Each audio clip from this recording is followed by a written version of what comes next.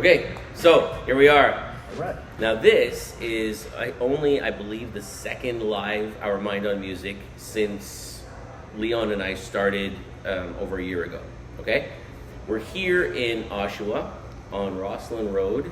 But if you look, you can see the name of the establishment that we're in, which is Bollocks here in Oshawa. And this is only the second time that I've done a live interview like this in person. I'm actually looking at these guys physically in front of me. They're 3D. It's awesome. Anyway, so we're here today. This is the first episode of season 3 of Our Mind on Music. I don't even remember what episode this is. I think it's 54, something like that. 54. Something like that. Amazing. Cool. Yeah. Just come on down to 54. Really happy about that, and I'm super happy because I'm here with the guys from MADHAUS here in Oshawa, and these guys play all over Ontario, really. Maybe let's start off with just you guys introducing who you are from the band and who we're missing currently from the band. Let's start from there. Go for it. Okay. I'm Junior. I'm Brandon. I play guitar in the band. Okay. Now we're missing Steve, who is the bass player. Steve Whiteway. Billy. Yeah, Steve Whiteway. Yeah. And Billy Somerville, Yeah. the drummer of the band. Yeah.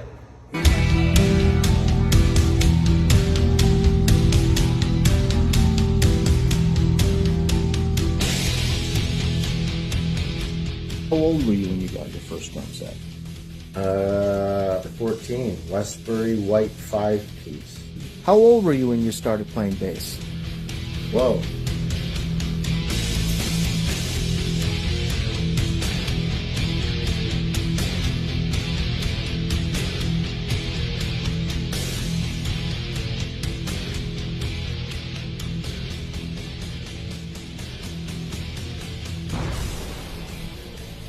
How old were you when you found your singing voice? I would have to say I was probably about 8, and then as I got older, I just sang around the house, and that's where I got it. My dad used to sing a lot, so I think I got it from him, and he used to play a lot of music, so I enjoyed that. What does MADHAUS mean to you? MADHAUS means good fun, good music, and good people.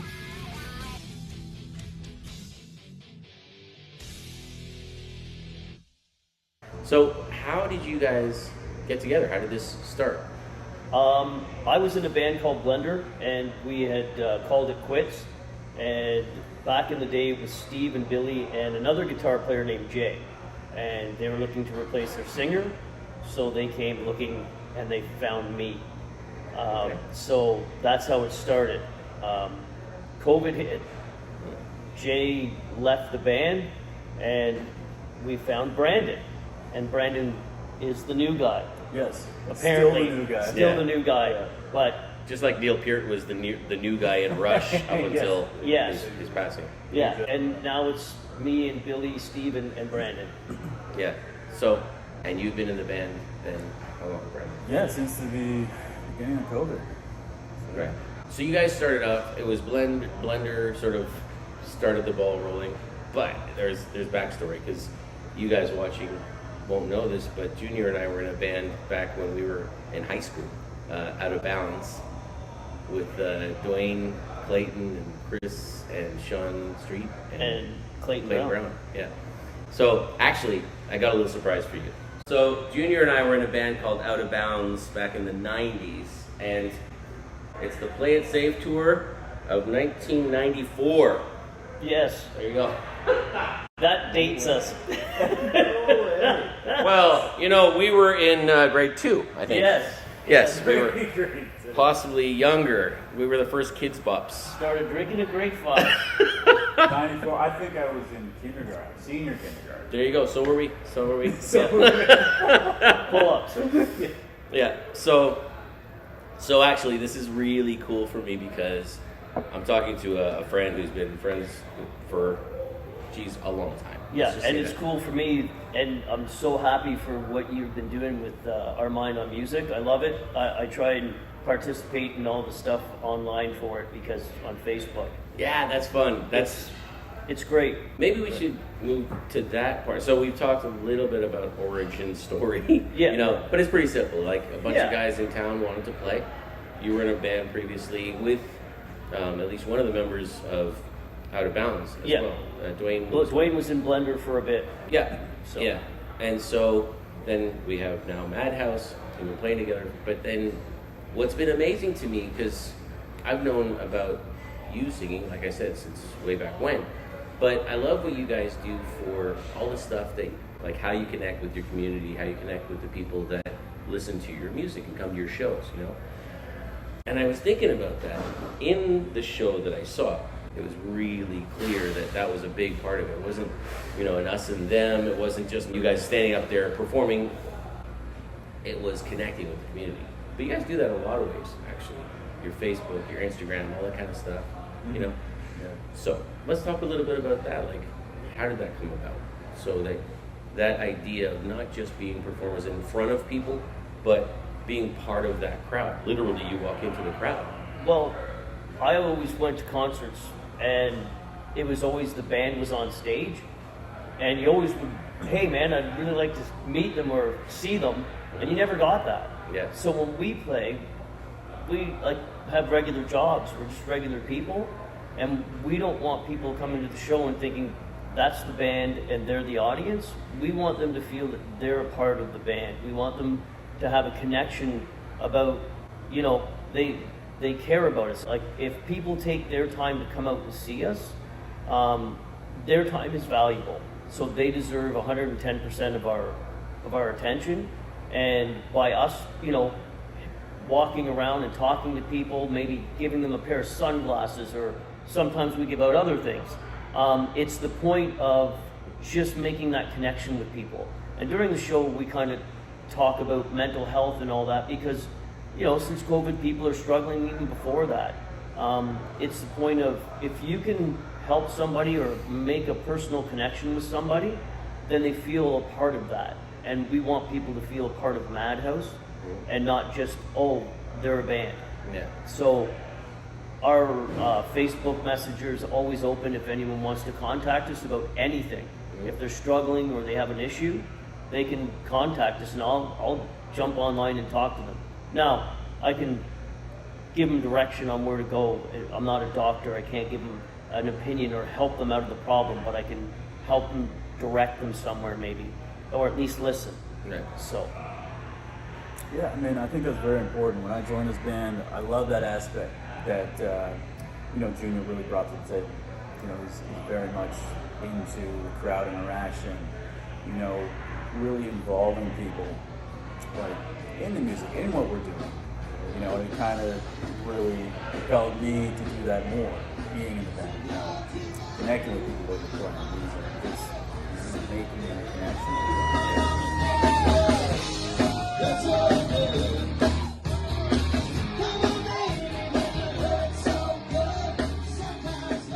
You know, it's kind of like a very, I don't know, like punk rock kind of thing in a That's way. interesting. You know, What do you mean by that? I think it's an interesting statement, but I'm curious. I guess in a way, because it's like the punk rock scene is always so connected, right? Like, especially the small time local ones, you know, Yeah. there's always, I guess everybody kind of knows everybody. And even if they don't, they still kind of have that intimate setting, you know? Mm-hmm. Yep. Especially in like the smaller, you know, bar, club scenes, right? Yeah. You know, it's that kind of vibe that we try to create. So had you been in bands before this one? Yes, I've been in many bands before this. I mean, one of the, I guess let's say long-term band I was in before this was Hippie Crippler. And that was more of a classic rock, psychedelic blues thing going on. Okay. Covers and whatnot. But we played a lot at the Atria. I think we did like Thursdays and Sundays for a long while. Yeah. And we got around to doing other festivals in Ontario. Oh wow. Okay. So it was a good time. Yeah. It was definitely a good time before it lasted. Yeah. I mean, for my perspective, I remember back in the day in high school, you know, you always did the thing. I remember one of your main things back then was getting a wireless mic. So you could go into the crowd, and Dwayne had a wireless bass as well for the same reason. And that was really cool. It was a lot of fun. But I guess, I mean, we were so young, honestly, and inexperienced. I feel like at that point, it felt a lot different. When I saw you guys playing in Ajax, Yeah, Pickering Village Jamfest. that's right, Pickering Village Jamfest, and it felt different because you were not sort of just like telling them the next song we'd play or telling a story or something. You were really bringing people in, and people were like really connected to it, and they were clapping. They really felt like they understood what you were talking about, where you're coming from, you know. So I really liked that. I thought that was really cool to see that from. And then, like, people watching this and not seeing a clip of your music or a clip of your show might be thinking, dude, this is probably really heavy. It wasn't. The show itself is not heavy. You know what I mean? It was fun. People were dancing. There were kids there, you know.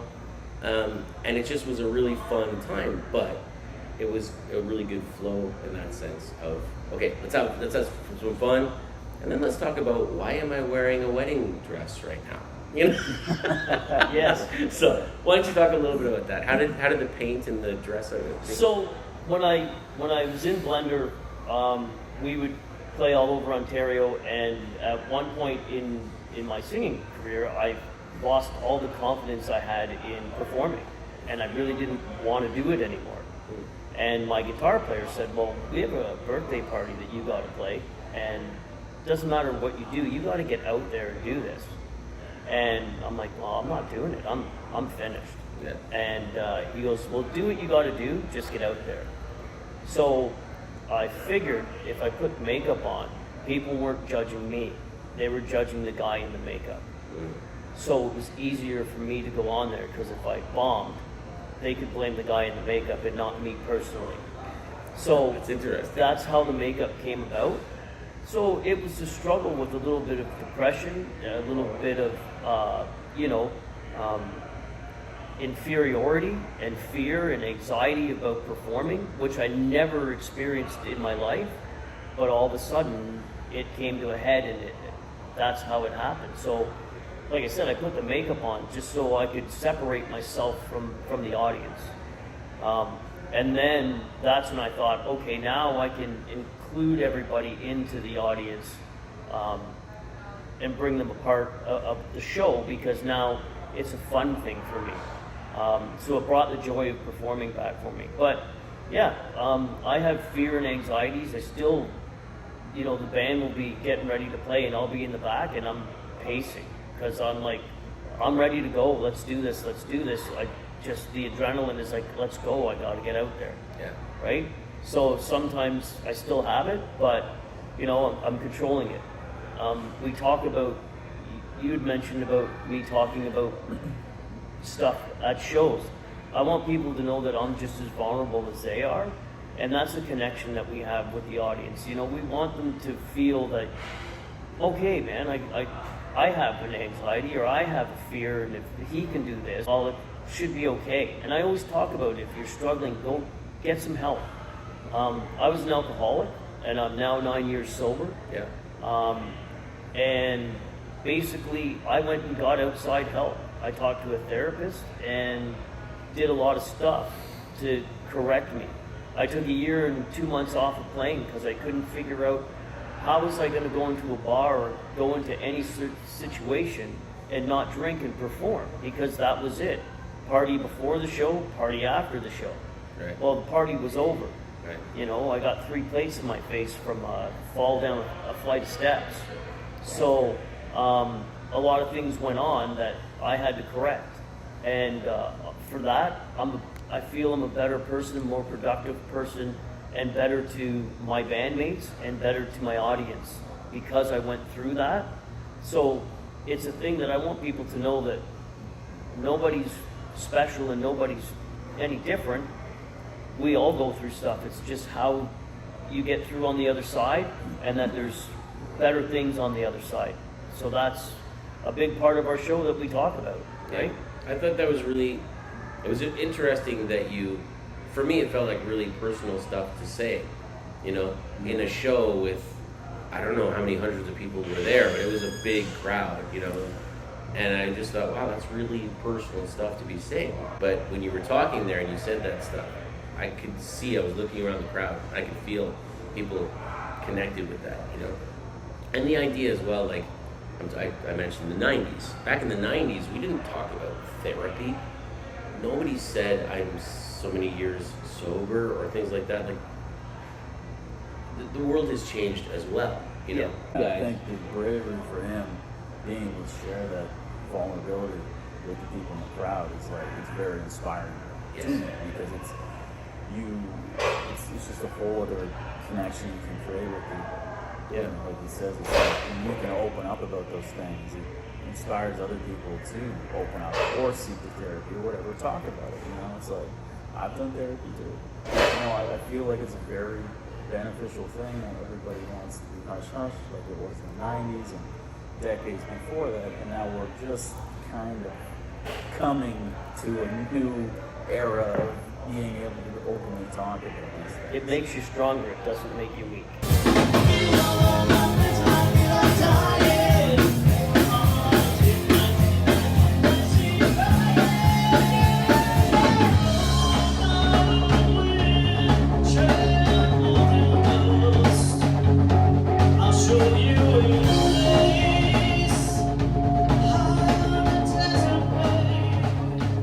And what we've been doing, we've done two so far, but we've gone to Ajax to this brewery company called Falcon Brewery. So they're in Ajax, and we've put on these small shows.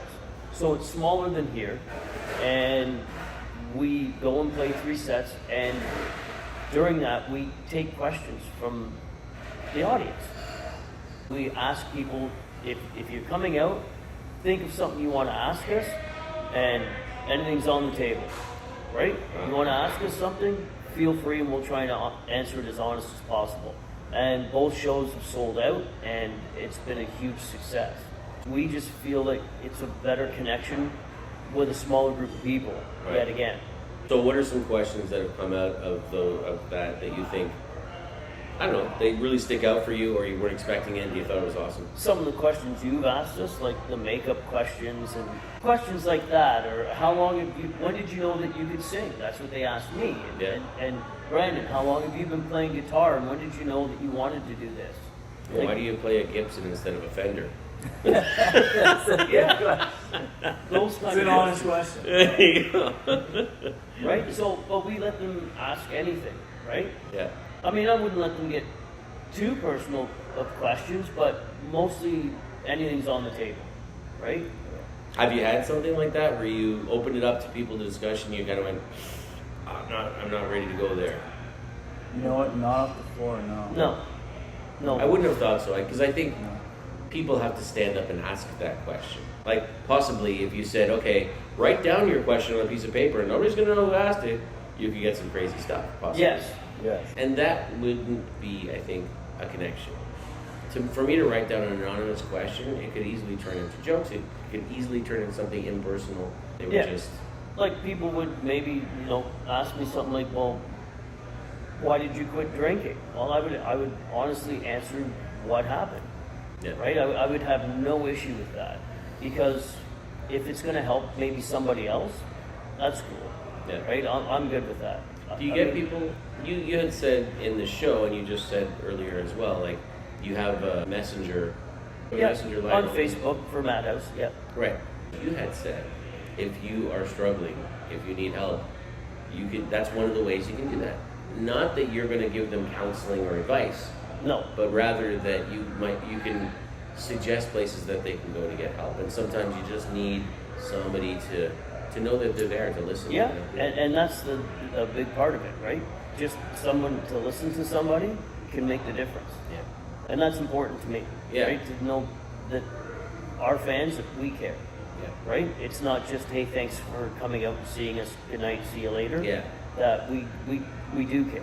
Yeah, that's right? With our mind on music. Really, I haven't been trying to do like marketing things where I could get 10,000 followers. Like, I've really been trying to build it one person at a time, so that everybody who subscribes, everybody who connects on Facebook or on X, the people who do that, it's because they feel a connection with what they see, like with what I'm doing, with what you guys are saying. those types of things. I've really been trying to build it up one person at a time. Community. I haven't seen anybody who did something like a messenger group where you can actually write in about your own personal stuff and have somebody listen and maybe, if need be, to steer you in the direction of maybe where you can talk to somebody who can help. Yeah, and being in AA, it's anonymous. It's all strictly personal and anonymous stuff. Yeah, So. glad you said that, so that people watching here that don't know you guys and haven't seen that would know, okay, like that might be a question that was in their head, you know. Now, that was another thing. A couple weeks ago, we played this thing. It was the first annual Sober Palooza. So this was I saw no drinking, right? And it was for recovery from addictions. And these guys, they drink, and that's fine with me. I don't run their lives, and I'm cool with it. But they were nice enough and donated their time and came and helped something that was important to me. So even as bandmates, we're connected and you know, we talk and we try and share problems with each other because we know, like, we're like family. And sometimes you get mad at each other and that happens, but the thing is we talk about it and we get over it and we figure out how to deal with it. And that's a good, healthy thing for us to do as a band, you know. And like any relationship, whether you got a wife or a girlfriend or another family member, it's just, I don't know, it's just a new way of me thinking, and the guys in the band are just on board with that as well, so it's good.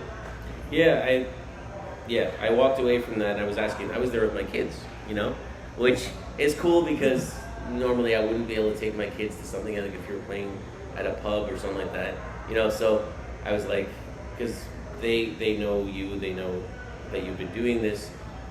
I didn't tell them about the makeup. Surprise. I just thought that'd be a little fun, you know. I didn't know, like, I knew about the makeup. I didn't know about you came out like in a wedding dress. Yeah, Mexican wedding dress. Mexican, yeah, and you had sort of the Sugar skull makeup. Like this. Yes, yeah. So you had that kind of makeup, but then you had like the wedding veil, and there were some ladies a little older than we are standing behind me, and they were talking to each other like, why is he wearing a dress? You know, and they weren't freaked out or anything. It wasn't like that at all. It was just like they were curious when you said, you know, sort of everything goes, we're all cool together. Yeah. And just like have fun. You For know? us, it's accepting, like acceptance of everybody. The thing is we tell people, we want people to love each other, have respect for each other, and be accepting of people, right? That's the way people are. Then that's their right to be the way they want to be.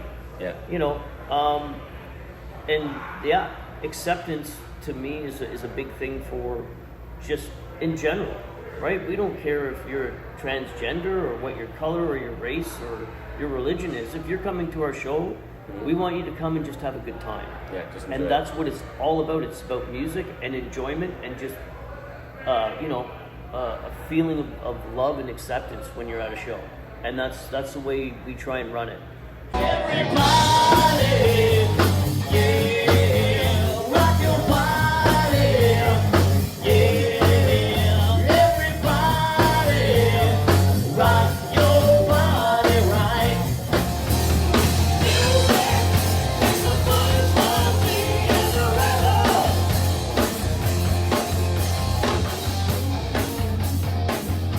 If I asked either one of you, and you might have different answers on this, a show that sticks out in your mind, like that was awesome, you know?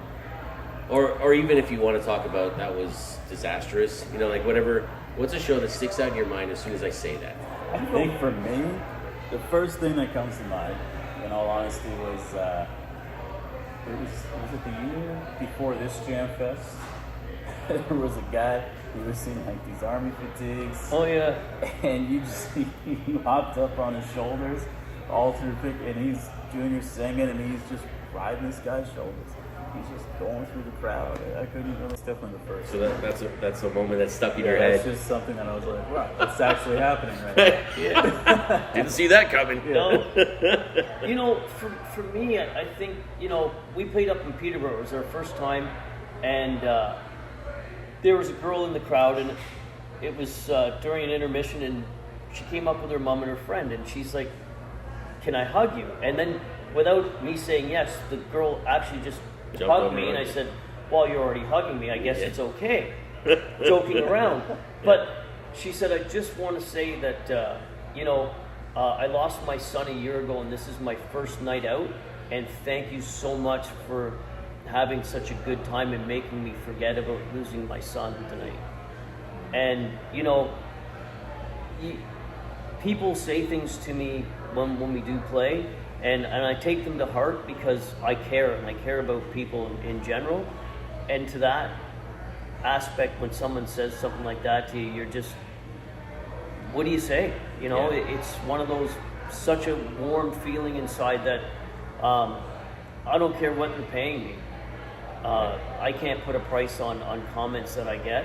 Yeah. And I'm very, very humble. Like I said, I've got a full-time job. This is just cover songs in a cover band, and we're just so fortunate to be able to do this for people, and they enjoy it that much. It's something that you can't put a dollar value on. Yeah. And I'm mostly at every show. I leave feeling so much better, even if I had a crappy day myself. It's just, Oh, definitely. it's good. It's like It's therapy. it's cathartic.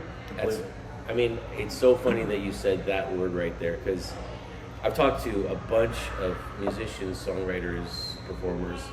The last person that I spoke with was Michael Botte of the Michael Botte Band. His hashtag is music is my therapy. Music is my therapy. And I've spoken with so many people. Very often it's songwriters, because they say that writing gets them to think about their life and to really sort of reflect on things, But I agree, like, just playing sometimes is like therapeutic. I can think of a number of times when I was playing more regularly that I'd go on stage feeling maybe just tired, or maybe I had a really terrible day, or maybe there's some bad news that I'm dealing with, Yeah. But when you're on stage, you get to forget that and just enjoy that moment, Yeah. And then when you come off stage, it doesn't just like go away, It sticks with you, which Yeah. I think music is my therapy. Michael Botte, thank you for that. And you just said something similar, Well, as far as the therapy goes, I mean, like, I don't drink, and I go to AA, and COVID hit. We weren't allowed to perform Right. and go anywhere. We weren't even allowed to practice. Right. And that, to me, is, I get all my stuff through performing. I run around, I hang off things, right? I'm doing stuff that gets all my, if I have anger or anything, out. Right. And I wasn't able to do that during COVID. Yeah. And it was touch and go about drinking again, because it's like, like AA was online, which was okay, and that helped, and I could talk to people, but the performing part aspect, that was my love and therapy there, that went away. So it was hard, Yeah. and I'm pretty sure a lot of people struggled through that. Oh, yeah. But the thing is we made it through. I remember we did a Halloween show, and it was live on Facebook, so people could have they could watch it on their television or on their laptops, and they could have a Halloween party at their house with their family, and we just played music. Yeah. So that was like one of your first shows. Yeah, So, I think that was the first show. yeah. So I conducted a lot of online choirs, so you do virtual choirs. yeah. So I give the kids their parts. I teach them separately, like in small groups or even individually. They record their parts, and then I sync them together.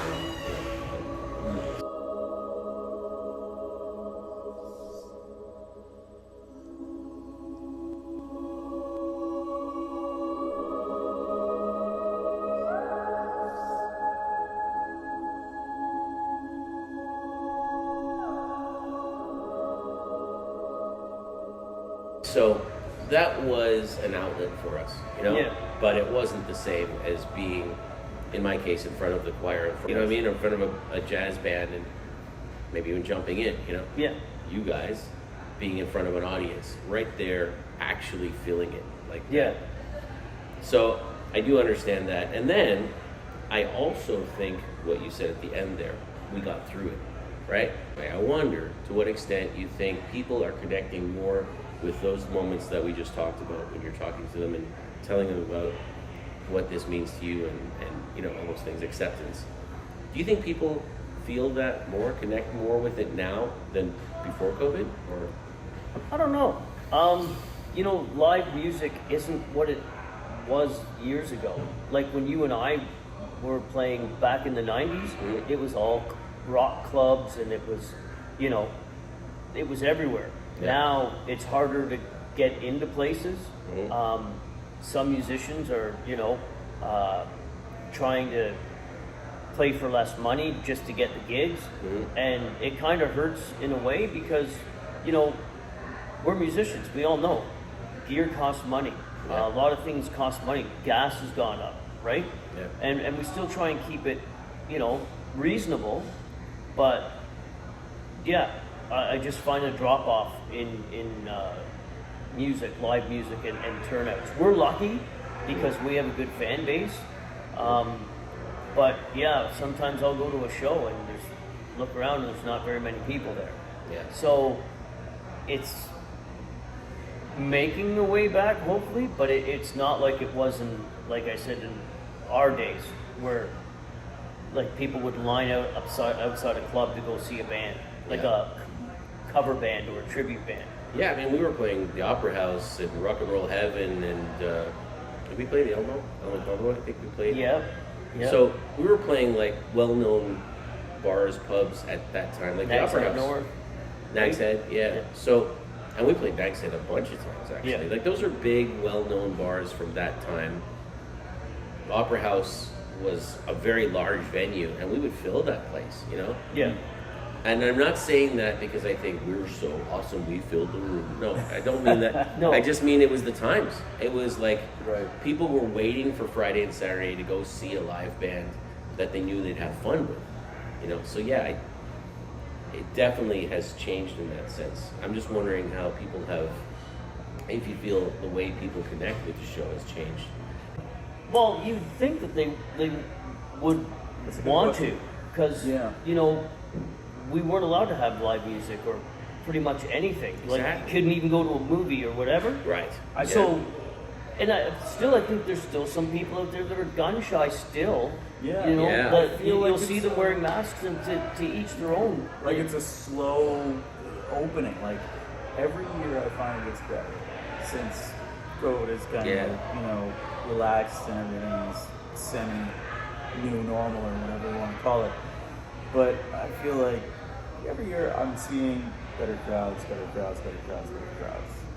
So like Junior's saying, it's like there are people who are gun shy or whatever.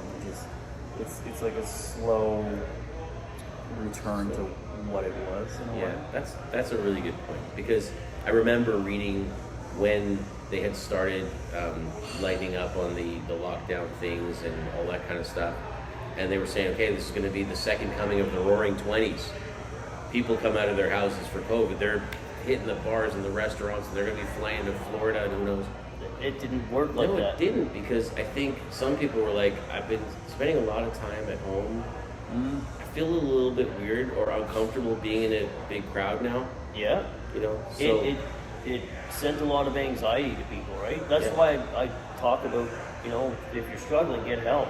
Because some people really didn't recover from that. yeah. What's the music scene like in China now? That's an interesting question. I'm really lucky. I live in Shenzhen, which is very close to Hong Kong. Yeah. It's a city of about 17 million people. So that in itself it means that we can offer a lot, right? So I live in an area where there are live bands playing. If I think off the top of my head, there are 2 venues that have like rock and dance type music at the bars every night. There's a great jazz club, Meeting Jazz, 1 block from my place. Every night they have a couple hours of really good acoustic jazz. Nice. So I can't say in China or in Asia, that would be too big a statement. Yeah. But where I am in Shenzhen, I can go see a live band any night of the week, and there are some really good ones. There's a group called Mind the Gap that plays like 100 meters from my apartment. They're there every night. They can play everything. But yeah, I think it was a little bit more of what I expected to happen in the Roaring 20s. Really wasn't like that here. Like our first show back, like out of COVID, people weren't allowed to get out of their seats. They weren't allowed to dance. They were still wearing masks. They weren't allowed to go and talk to the table next to them. I mean, you had a shield on the I mic. had a shield on my mic, and I was stuck in a tent that I wasn't allowed to move.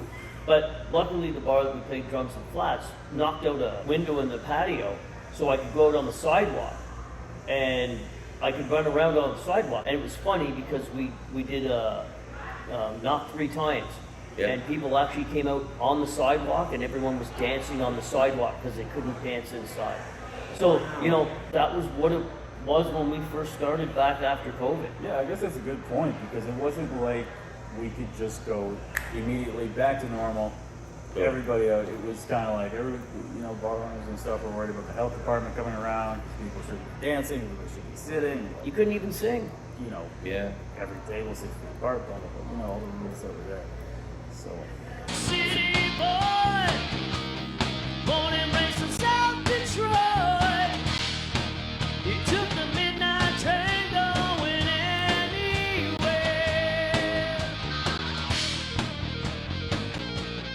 Are you guys having a good time tonight? That's what it's all about, having a good time.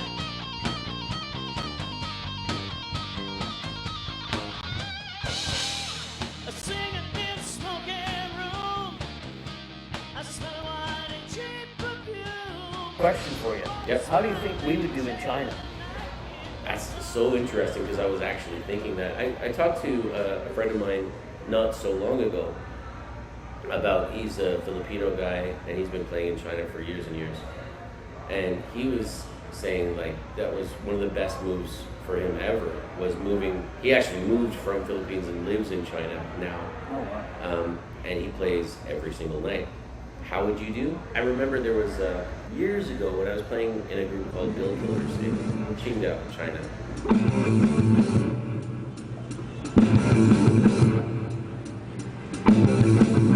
I'll tell you a story about a woman I know.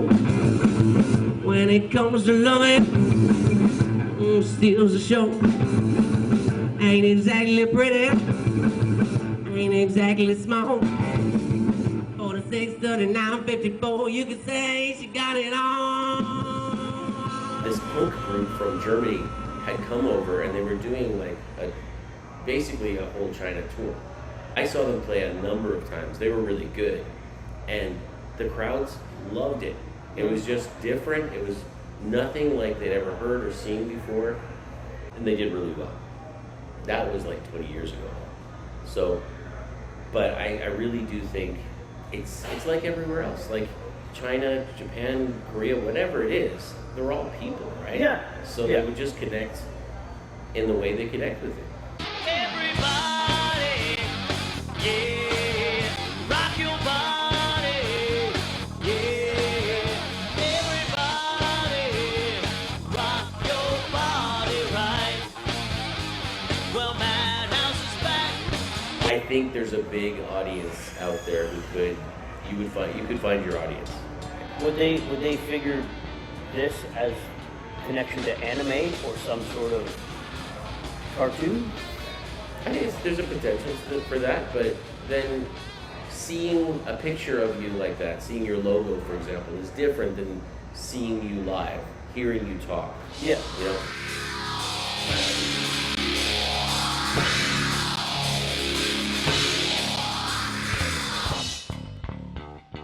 GrimRock. So I wore this. I interviewed Grim a while ago for my podcast, and when I saw you with the makeup, I made the connection. He wears makeup and he wears a top hat, and he has a whole look and aesthetic. Yeah, I've seen him online. Yeah, and it was similar, like what you said. When people see the makeup, they think it's heavy metal or death metal or something like. He gets the same thing, and he does play rock music, but it's not like that at all. It's not like death metal or something. He did this really beautiful song about his dad, like basically just I think it's called My Friend. It is dedicated to my dad, who was a musician as well. The ending is his voice, which I haven't heard since 2006 on his passing.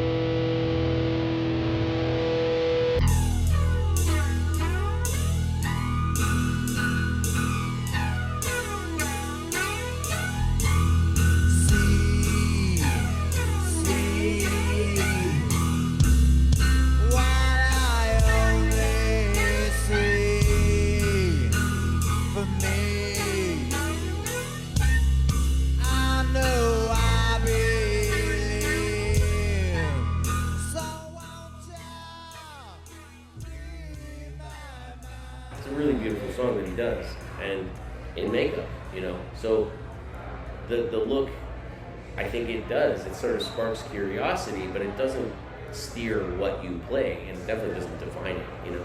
Mm-hmm. So no, we feel open to play anything. Yeah. Right. I was talking lately at shows, so what my new thing is well, I've been doing this for quite some time, is I got time to kill when I'm putting makeup on. So now, when putting my makeup on, I think of all the people that have passed, right? From my father to kids I went to high school with, to my grandparents, to friends, parents, and I have a list. And I go down the list as I'm putting my makeup on. And I thank them all for being in my life. Wow. And I ask them to come to stage with me.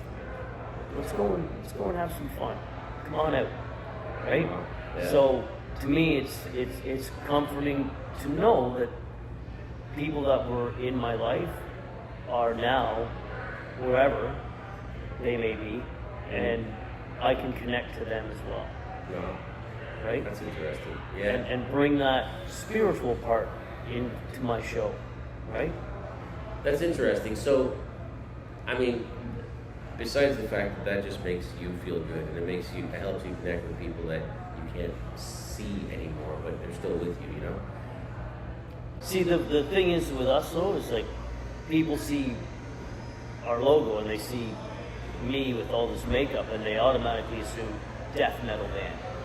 Whereas if they actually went and looked at the songs that we play and actually looked and saw our show, they'd probably go, yeah, wow, it's completely wrong about it. It's kind of fun that way because people get inquisitive, right? Yeah. Start asking questions. Like I got a poster, the lead custodian there at work put it up on the whiteboard. So it's all us, the MADHAUS poster, and I write like our next date for people at work want to see us, right? So usually we get some people who come through, people are off sick, and they're like, so what kind of music do you play? It's like black metal, what are we playing? I'm like, no, it's not that. We're playing like, kind of like hard rock versions of everything. Yeah. Absolutely everything.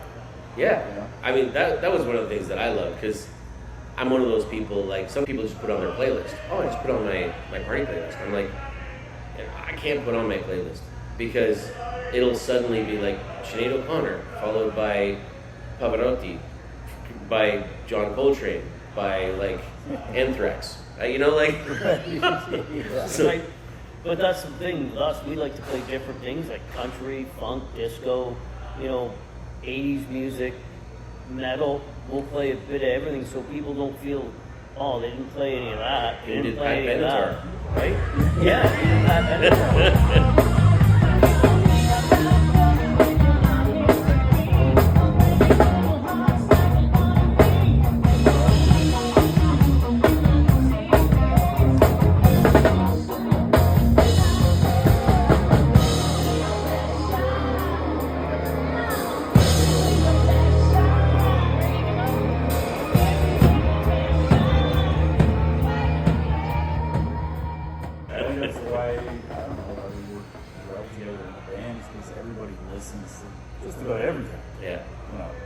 My thing is if we can perform it and do it well, then fine. Brandon sings songs, so we're getting them to pick more songs now, so it's good. Yeah, that's also fun when you have more than one person in the band. Oh, definitely. That can sing. That's awesome. It's like, doing Cashmere and doing it completely your own way. Yeah. Whatever that was. I find it's very fun, very interesting. With another, till I saw her. considered not doing the makeup anymore? You know, Madhouse unmasked. You know what? I probably now, I'm okay with probably performing without makeup. But I just like it for the fact that it puts everybody else at ease. It's like a whoa, what's going on here? And then they're able to put their guard down. I just like it for that part of it. But would there ever be a show where, you know what, maybe it'll be like a Halloween show, I'll come dressed out like some warehouse guy and I just won't have any makeup on. That's awesome. Give me your custodial outfit and I'll wear that. Come out with a mop. Everybody's dressed up like Frankenstein and you're dressed like, you know. This guy. Steve and I will all have face paint on. Junior will just Come out. That would be in a awesome. suit. That would be awesome. You guys do that makeup and he doesn't at the Halloween show. I didn't get the memo. That's actually a great idea. When I was there with my kids, you gave my son this bracelet. It's these skulls, like silver bracelet with skulls, right? He hasn't missed a day of wearing that since he got it. Swear, he loves that thing. Yeah. For me, it's part of that whole thing. It was like, I wasn't sure, and I get a better feeling of it now that we've talked, but I wasn't sure to what extent you guys go home and know how much people are taking that show home with it. You know, like for Lucas, for my son, he's wearing that bracelet, right? He thinks it's cool. That could be all that it is for him, but I don't think it is. I think it's a connection to that moment as well. You know, it's not just a thing around his wrist. We're not a big band, we're a cover band. We're so lucky to be where we are at, and so grateful to for the fans that we have. So for us to give stuff out to people for a little bit of joy, it's awesome.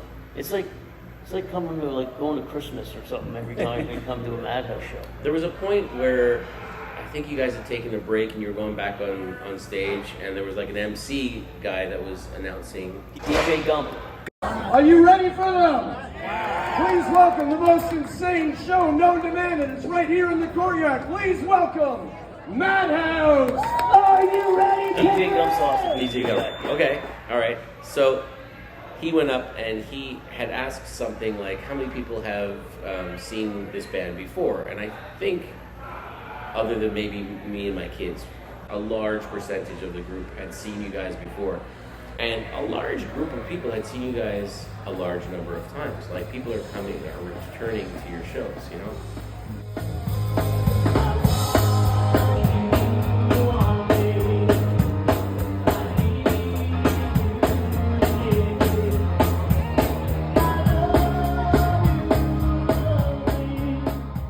When I mentioned the bracelet with my son, I'm not talking about so much the thing. I'm talking about the fact that people walk away with that show becoming sort of a part of their memories, you know? Mm-hmm. I got the sense from the interaction with the crowd and stuff that wasn't the case with you guys. Covers. Are you planning on writing songs together? Are you planning on... No, but we have discussed about taking original songs from our old bands, like Out of Bounds, and redoing them our way. That's fun, because all of you guys at this point have been in different bands, you know? Yeah. So we're all putting together, we're taking one song from each band and we're gonna do 4 originals. Well, kind of originals. I know what you mean. So I guess as I think about what we've talked about, so I've asked you like what were some memorable moments, and you told us a couple of things that happened. What are the upcoming things that you guys are excited about? What's happening moving forward? Well, August 23rd. August 16th. August 16th. We got Summerween, we're calling it, which is for people who can't wait for Halloween in October. We're having a fun Halloween fest. Oh, that's fun. You know, so that'll be good. Everybody can dress up. You know, just do the whole Halloween thing. Yeah.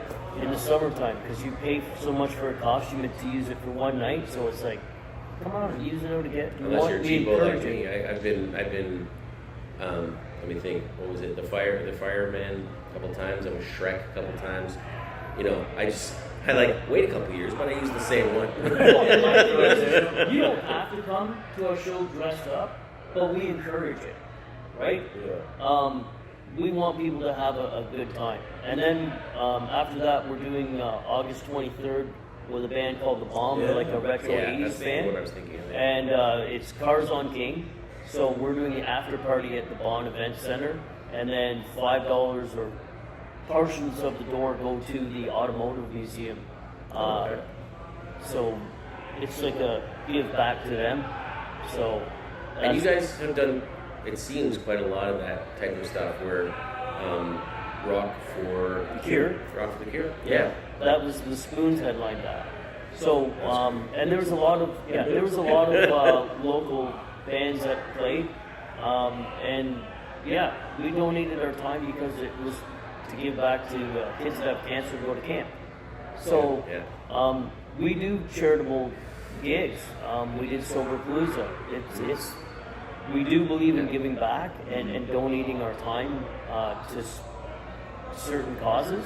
Can't play for free for everybody, but you know, if the reason is correct. Yeah, and if we get asked and we all agree that it's doable, then we do that. We believe in giving back to the community and helping others, right? Yeah. So that's part of our duty as being musicians. Sometimes is to give back to people that have given to us. So well, I feel like, honestly, I mean, I probably have, but I don't want to belabor the point too much. But you guys seem to be doing that just by making those connections, because again, you're playing the show, everybody's going out and having a good time, and that's what I guess everybody would expect, right?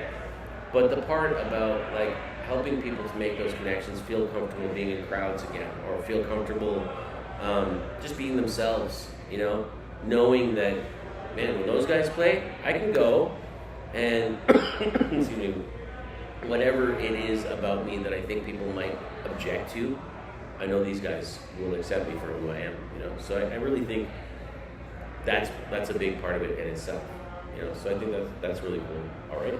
And that's what we believe in. Yeah. Right. That's a big part of us. Is we want you to feel accepted. We want you to enjoy yourself. Like I said, time's valuable, and for you to give your time to us, that means a lot. So we're going to give it back to you just as much. Right. Whether it's one person or 1,000 people, right? It's funny you said that, because my mom said that. I was chatting with her before I came here, on a 17-minute or 15-minute drive from her house right now. Nice. You know? Which is nice. I don't normally have that. But she said, yeah, because I was talking a little bit about this, about the community stuff, right? She said, well, you know, it doesn't matter if everybody in the room gets it and walks away feeling good, or if one person does. If one person walks away feeling better about themselves, or just walking away thinking that was a really well spent night, you've done your job. Yeah. You know? So. Should have seen the people looking at me when I was driving here. Where's that guy? Honey, change lanes. Just don't even ask. Just change the lane. Yeah. I was angry. I don't know where he's going, but I'm not going to go there. Yeah. Well, we were lucky. We're Bollocks. We play here. We play drums and flats in Ajax. We're going to be playing another gig up in Peterborough at the White House September 28th, and that is with another band called No Looking Back. So it's going to be a flip-flop. We're going to play a set, they're going to play a set, we'll play a set. And it's our second time up in Peterborough. It's always... That's a fun spot. It's a fun spot. Like, it's a good club. Yeah. Peterborough has had great bands. They've had Blue Rodeo playing there since the 80s. You know, like it's always been a good place to watch music. Like the Hip played there a number of times, and we've played like Drums and Flats as a Toronto location. We play there. We go to Oscars out in Brampton, and we're playing there on, I think it's September 14th, and it's already sold out. Wow, holy! Yeah, I mean that's been happening, quite a bit lately in the last year. I mean, not to toot our own horn, but I mean, for me, I'm always surprised. I'm always like, what? Sold out? Because I'm thinking about like my friends or family or whatever, and they're like, oh my god, it's already booked. Yeah, wow. So here's a good thing. What we'll do is we have a Halloween show, and there was a big announcement about what was happening. So we're going to tell you on your podcast And we're going to tell people if they want to know what the announcement is, they've got to watch your podcast. Perfect. I love it. That is a great idea. So for Halloween, on October 26th, it's at Drums and Flats in Ajax. Tickets will be available soon. It's going to be MADHAUS with the opening band, Blender, my old band. So I'm going to be like Two different people. Well, no, I'll probably be almost the same guy, but it'll be Blender and MADHAUS. So no one would ever think these two bands would probably play together. I asked them if they'd like to do a Halloween show, because our Halloween shows were like MADHAUS Halloween shows. They were just absolutely nuts. Having those two bands in the same room, it's going to be quite amazing. So now you know what the big announcement is, but you had to watch our Mind on Music podcast to get this. To quote my good friend Leon, who said, "You heard it here first." That's it. That's it. And just so you know, I heard your version of Away From You. Okay. And it was good. Thank you. All right. Yeah. Thank you. We're going to do it. Awesome. We are? Yeah. Wow.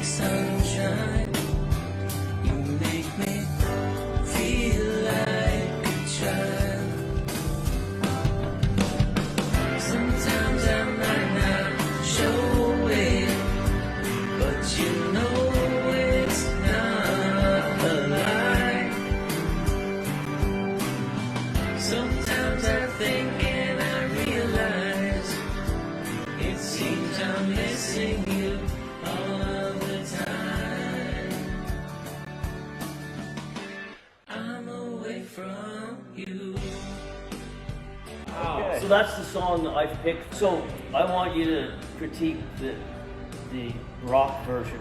So it is kind of rocky, but we're going to rock it up a little bit more. Yeah, that was also a really great band that we did. By the end of it, we were doing all the originals, you know? Yeah. And yeah, I just think that would be really cool. I look forward to hearing it. And I'm just grateful because, like you said, people seem to have a connection to us, and that's important. Yeah. So to us, it's great. It's a good feeling to be in a room with a bunch of people that are just coming out to enjoy themselves. I'm pretty sure, you know, not everybody's had the best of week or something's going on in their life. But like you said, and your mom said, if you can make them forget that for a few hours and bring some joy to them, then you're doing well. Yeah. And it's more of a feeling than any dollar amount I could ever get. Right. You know. Yeah, your kisses a little bit higher than the sweet song of the choir, and you light my morning skies with your burning love. But I'm gonna be where the lights are shining on me, like a rhinestone cowboy riding out on a horse in a star-spangled rodeo. Come a chameleon. You come and go. You come and go. We're gonna rock this town, rock it inside out. We're gonna rock this town, make them scream and shout. Yeah, rock, rock, rock, man, rock. We're gonna rock till we pop. We're gonna rock till we drop. We're gonna rock this town. We're gonna rip this place apart. All right. Good night, everybody. That is the last song. Have yourselves a great weekend. Don't forget to like and subscribe. Good night.